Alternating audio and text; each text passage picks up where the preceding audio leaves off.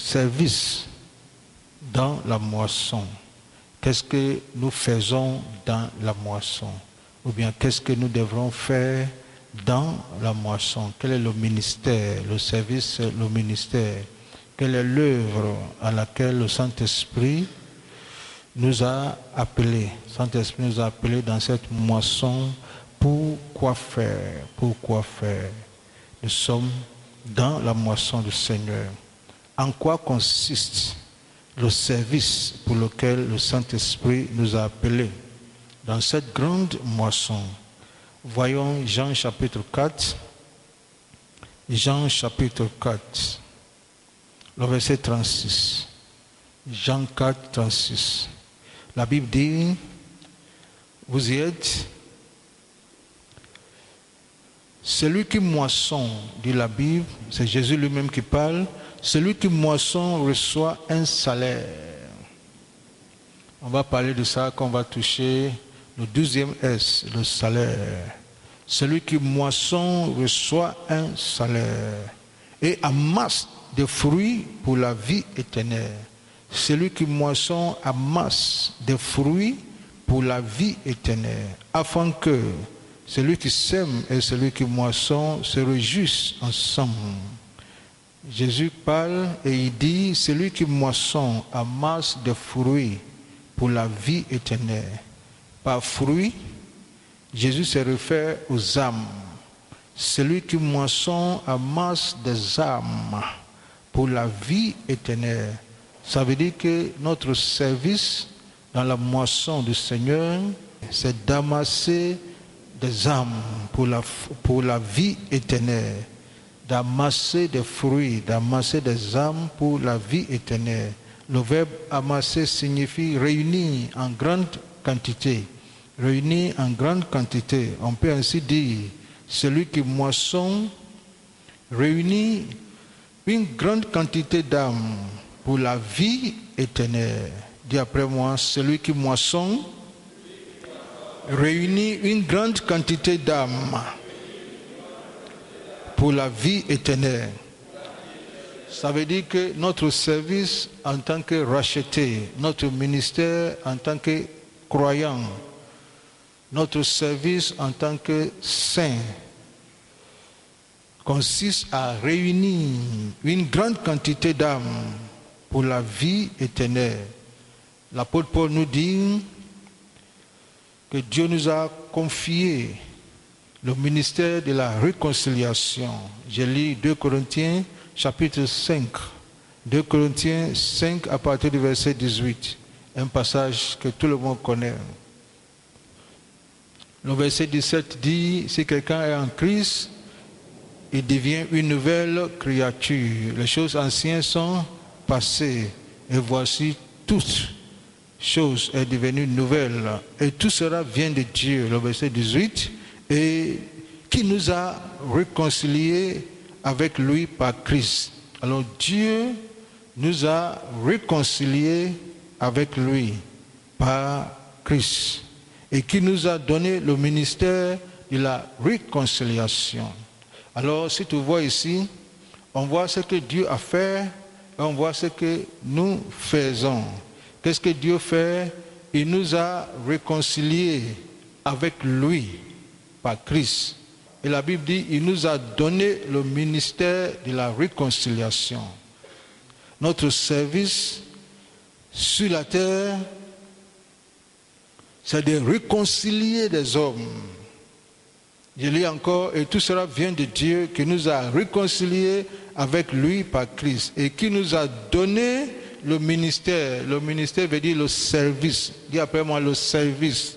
Qui nous a donné le service et le ministère de la réconciliation. Car Dieu était en Christ, réconciliant le monde avec lui-même, en n'imputant point aux hommes leurs offenses.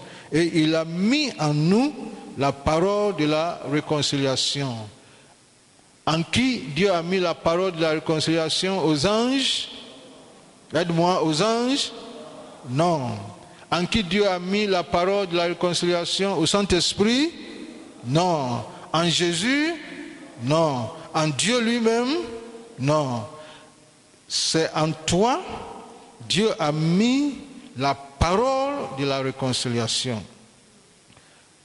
Alors, si toi, tu ne parles pas, ce fruit ou ces âmes ne vont pas entendre la parole de Dieu. Et l'apôtre Paul dit, nous faisons donc des fonctions d'ambassadeurs pour Christ. Comme si Dieu exhortait par nous. Dieu exhorte par qui? Par nous. Alors Dieu exhorte par nous. Ça veut dire, tu es le canal que Dieu utilise pour toucher le monde. Tu es le canal que Dieu utilise pour sauver le monde. Tu es le canal que Dieu utilise pour manifester son amour au monde. Sans toi, ça sera difficile pour une âme d'être gagnée. Voici notre service, notre ministère, l'œuvre à laquelle le Saint-Esprit nous a appelés dans la moisson du Seigneur. Une église qui fait autre chose ne sera plus dans la volonté de Dieu. Un croyant, un réconciliateur qui ne réconcilie pas les hommes avec Dieu ne sera plus dans la volonté de Dieu. On est là pour réconcilier les hommes avec Dieu, pour leur dire que vos péchés vous sont pardonnés. Il y a le salut pour vous. Il y a l'espoir, il y a de l'espoir pour vous. Il n'y a plus de barrières. Tu peux revenir à Dieu et il va te recevoir avec joie. Il t'attend. C'est pas, Paul a dit, en n'imputant point aux hommes leurs offenses. C'est pas aller leur dire vous êtes des pécheurs, vous allez aller à l'enfer, vous êtes condamnés, vous êtes tant, vous êtes saints. Non. En n'imputant point aux hommes leurs offenses. Parce que Christ a pris leurs péchés, Christ a pris nos péchés, Christ a pris tes péchés, alors nous pouvons venir à Dieu. Tout ce que Dieu cherche, c'est quelqu'un qui va lui annoncer que tes péchés te sont pardonnés. Tout ce que tu dois faire, c'est de te repentir, croire au Seigneur Jésus et tu seras sauvé. Et ce ministère-là, Dieu nous a confié. Quel honneur! Quel honneur! Alors, ça c'est l'introduction, pour que tu comprennes que dans le service dans la moisson, c'est d'amasser des âmes pour la vie éternelle. Pas de remplir l'église, mais d'amasser des âmes pour la vie éternelle. Si quelqu'un vient à l'église et l'église est remplie et des hommes ne sont pas sauvés à l'intérieur de l'église, ils ne vont pas goûter la vie éternelle. Mais on ne remplit pas seulement l'église, mais on veille à ce que les âmes soient sauvées. C'est très important. On veille à ce que tout le monde ait une expérience tangible avec le salut, pas simplement inviter des gens pour remplir les chaises, mais veille à ce que chaque personne donne sa vie à Christ, et la personne qui donne sa vie à Christ aussi a ce qu'on appelle le mandat du salut. Dis après moi, le mandat du salut. Il ne suffit pas simplement d'être sauvé, il y a un mandat du salut. Et quel est le mandat du salut? Le mandat du salut est que ton salut est lié au salut des autres. Dis-moi Amen. Ton salut n'est pas privé. Ton salut est personnel. Le salut est personnel. Ça veut dire que si je suis sauvé, ce n'est pas automatique que mes enfants soient automatiquement sauvés. Non. Mais le salut n'est pas privé. Le salut est personnel, mais il n'est pas privé. Mon salut doit lier au salut des autres. Si ton salut n'est pas lié au salut de tes parents, si ton salut n'est pas lié au salut de ta famille, Si tu es toi seul qui es sauvé, qui va aller au ciel, toi seul, ça veut dire que tu n'as pas compris le sens de ton salut. Il y a un mandat de salut. Dis encore le mandat du salut. Le mandat du salut est que je suis sauvé pour sauver. Le mandat du salut est que Dieu s'est réconcilié à moi pour que j'aille réconcilier les hommes avec lui. C'est ça le mandat du salut. Dieu m'a pardonné pour que moi aussi je puisse pardonner aux autres. C'est le mandat du salut. Si je reçois le pardon, pardon de la part du Seigneur, et je n'arrive pas à pardonner les autres, ça veut dire que je n'ai pas compris le mandat de mon salut. Tu n'es pas pardonné tant que les autres aussi ne bénéficient pas, aide-moi, de ton pardon. Alors, beaucoup de gens pensent qu'ils sont des chrétiens, mais en réalité, ils sont des membres d'église. Mais ils ne sont pas des chrétiens. Tu peux être membre d'une église, donner ta dîme, être sincère, faire tout ce qu'il faut faire, et tu n'es pas chrétien. Parce qu'un véritable enfant de Dieu, il suit Christ et il le fait suivre. C'est ça le mandat de salut. Dis après moi le mandat du salut. Le mandat du salut est que je suis sauvé pour sauver. J'ai été pardonné pour pardonner. Ça cause on dit pardonne-nous nos offenses. Comme de la même manière que nous pardonnons ceux qui nous ont offensés. Mais il n'y a pas dit pardonne-nous nos offenses. Et après, quand j'ai fini, et mon mari dit chérie, dit quel chéri, tu as oublié ce que tu as fait hier, quel chéri. Mais dans ce sens-là, quel est le sens de ta prière? On reçoit la miséricorde pour partager la miséricorde. C'est ça. On est béni pour bénir. Tant que tu n'es pas une source de bénédiction et que ta bénédiction est domestiqué, tout est centré sur toi, je te dis bibliquement selon Dieu, tu n'es pas béni. Tu es béni quand les autres bénéficient de la bénédiction de Dieu en toi. C'est ici là tu es béni. Il a dit à Abraham, je te bénis afin que tu sois une source de bénédiction. Toutes les familles de la terre seront bénies en toi. Toutes les familles de la terre seront bénies en toi. C'est dans ça on appelle le mandat du salut. Alors, ceci étant, voyons le salut de toute une famille a toujours été la cible de Dieu. Le salut de toute une famille. Dieu sauve une personne. Pas pour le sauver. Il sauve une personne. Afin que cette personne soit l'ambassadeur ou l'ambassadrice de Dieu pour sa famille, pour ses voisins, pour ses amis, pour ses collègues, pour son entourage. Alors, si tu es celui-là que Dieu a sauvé, il ne t'a pas sauvé pour te déconnecter de tes amis, mais il te sauve afin que par ton canal, il puisse toucher tes amis et ta famille. Nous allons voir quelques exemples et dans l'Ancien Testament et dans le Nouveau Testament et nous allons nous séparer. Voyons les exemples de l'Ancien Testament d'abord. Je pense déjà à Noé et sa famille. Noé et sa famille. Je lis Genèse 7. L'Éternel dit à Noé, entre dans l'arche. Verset 1, Genèse 7, 1. Entre dans l'arche, toi et toute ta maison, car je t'ai vu juste devant moi parmi cette génération.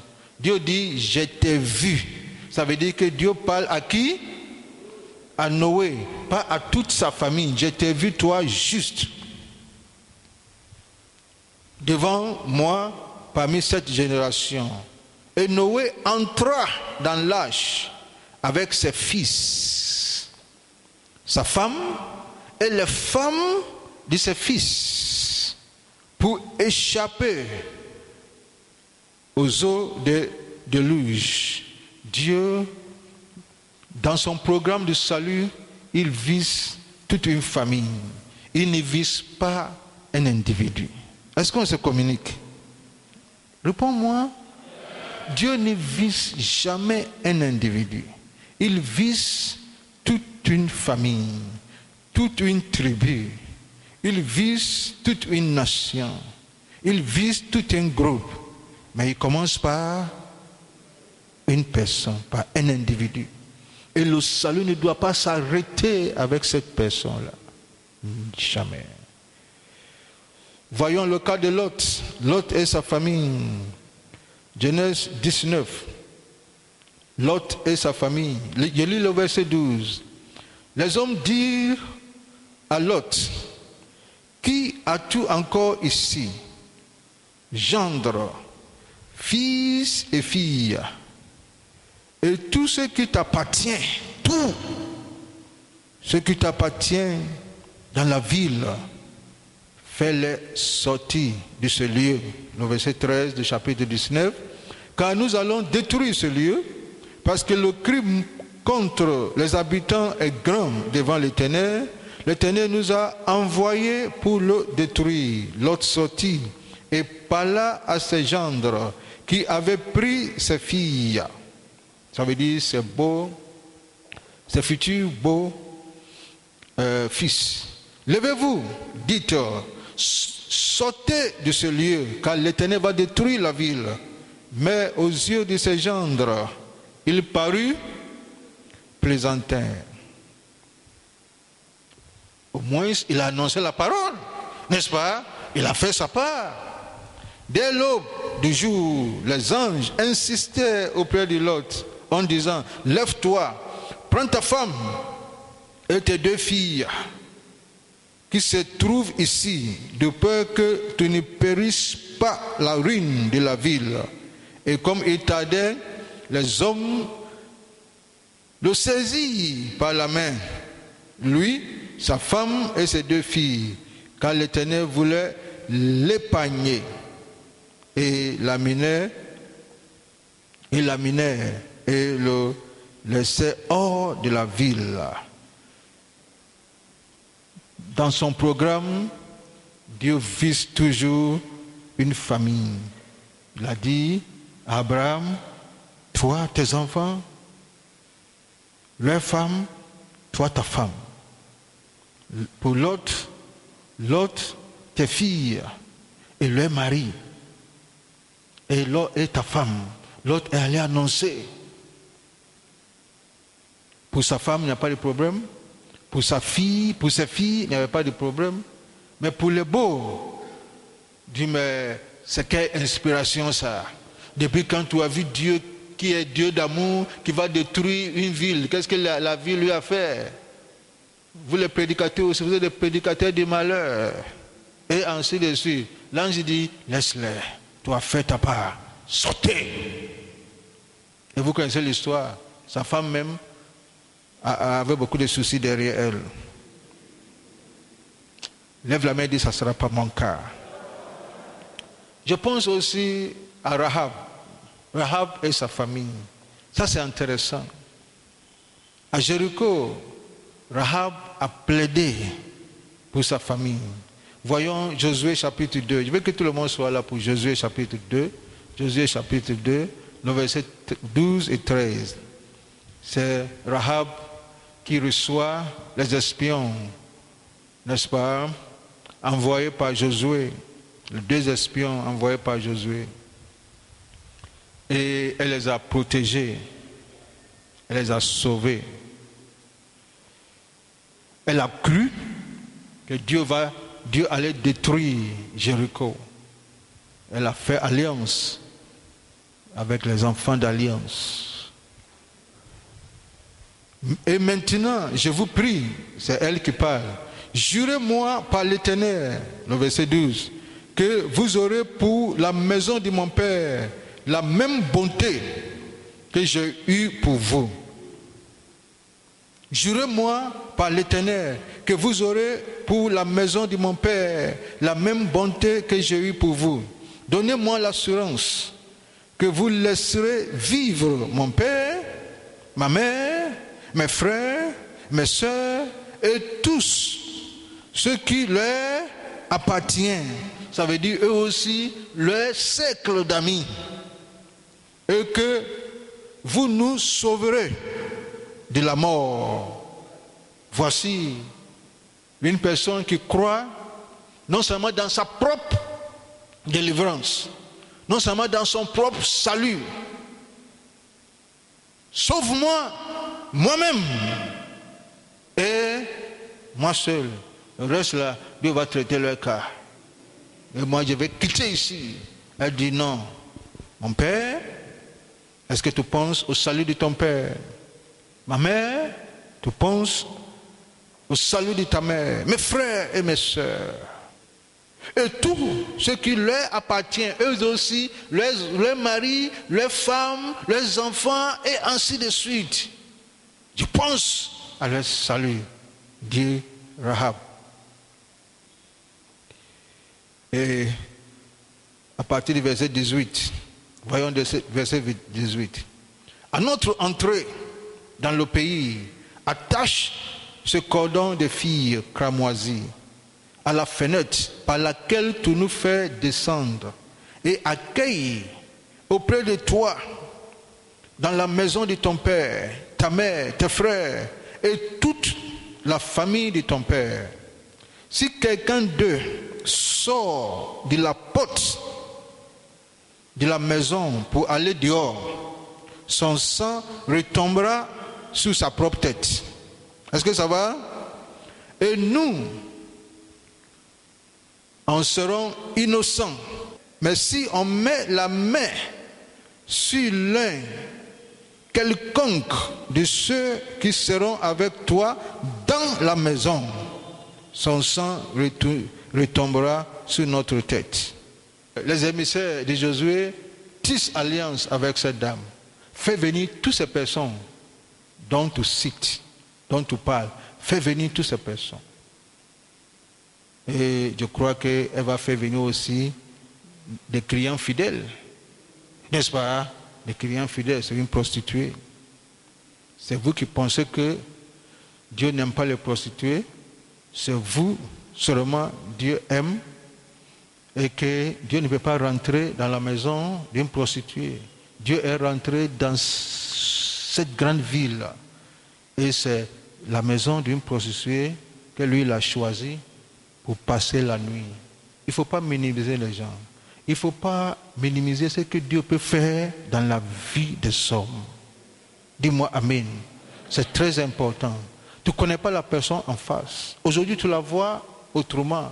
Mais tu ne connais pas le programme de Dieu dans sa vie et pour sa vie. Amen. Et c'est cette maison de la prostitution là. C'est dans cette maison là on tisse alliance. Cette maison sera maintenant une maison de salut. Une maison de salut. Tout le monde viendra être sauvé. Rahab n'a pas pensé à elle seule. Elle a pensé à beaucoup de personnes. Acte 16, le verset 13. Le jour du sabbat, nous nous rendîmes hors de la porte, vers une rivière, où nous pensions que se trouvait un lieu de prière.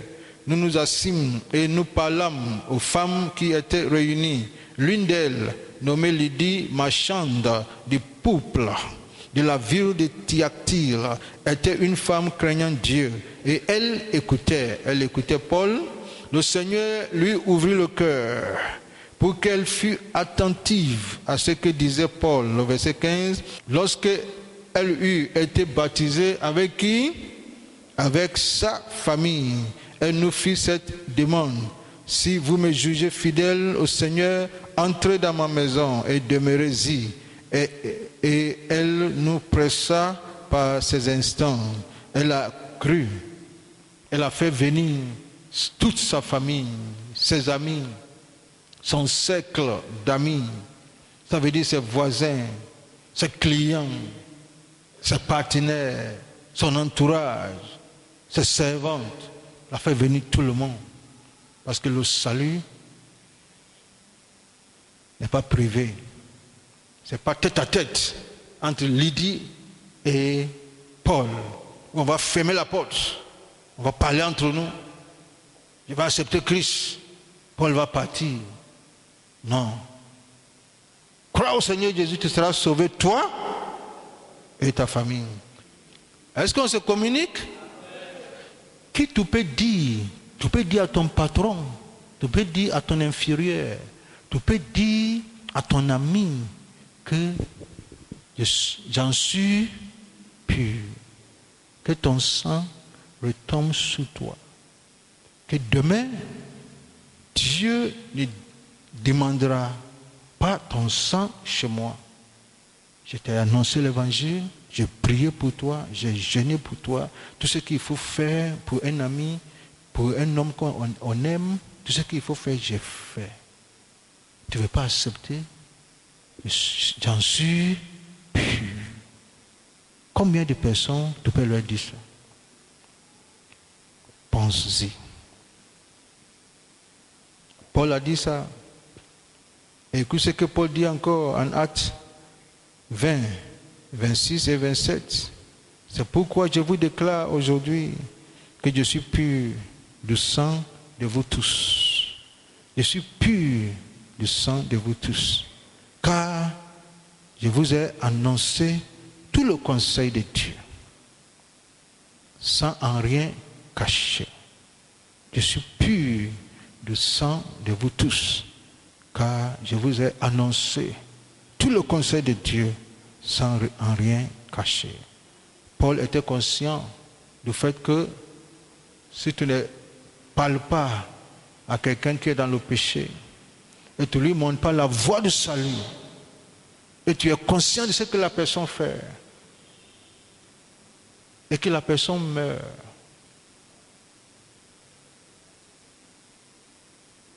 la Bible dit, Dieu demandera le sang de cette personne. Permettez-moi de m'adresser même aux pasteurs qui ont des contacts avec des hommes comme des ministres et des hommes élevés en dignité. Et ces personnes, ils ne sont pas convertis. On ne peut pas leur faire soit dire, frère, donne ta vie au Seigneur. Voici l'implication si tu donnes ta vie. Parce que le pasteur va jeûner pour cette personne, pour qu'une affaire soit décantée. Il va jeûner pour telle personne pour que quelque chose doit décanter à cause d'une enveloppe. Mais écoute ce que Jésus dit. Ne travaillez pas pour des nourritures qui périssent. Ne travaillez pas pour des nourritures qui périssent. Travaillez pour des nourritures qui ne périssent point.